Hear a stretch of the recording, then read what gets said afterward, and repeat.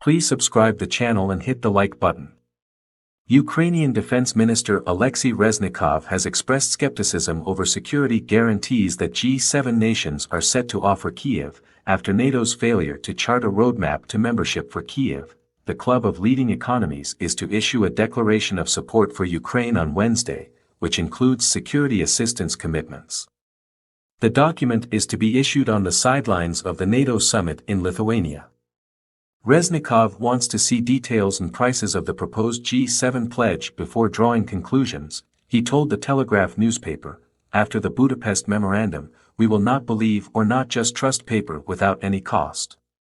He explained, the document he referred to is one of three signed in 1994 by the US, UK and Russia with three newly independent former Soviet republics, which used to host nuclear weapons.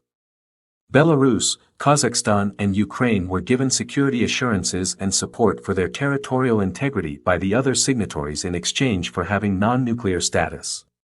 Under the pact, Soviet atomic weapons inherited by those three countries were handed over to Russia.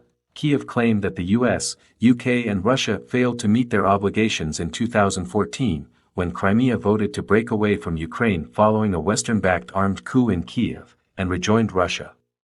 Moscow called the change a legitimate expression of Crimeans' right to self-determination. While Kiev and its Western allies consider the region to be illegally occupied.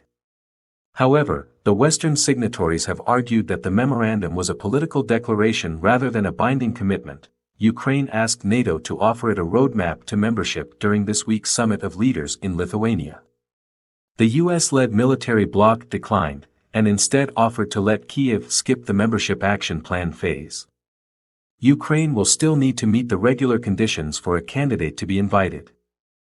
Zelensky blasted the outcome as unprecedented and absurd on Tuesday, before the final NATO communiqué was released.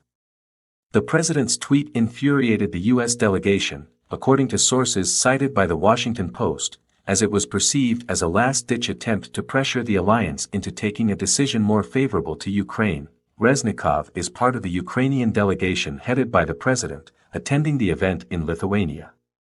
The minister met several Western defense officials and signed an agreement on the training of Ukrainian personnel in the use of Western-made fighter jets during the first day of the event.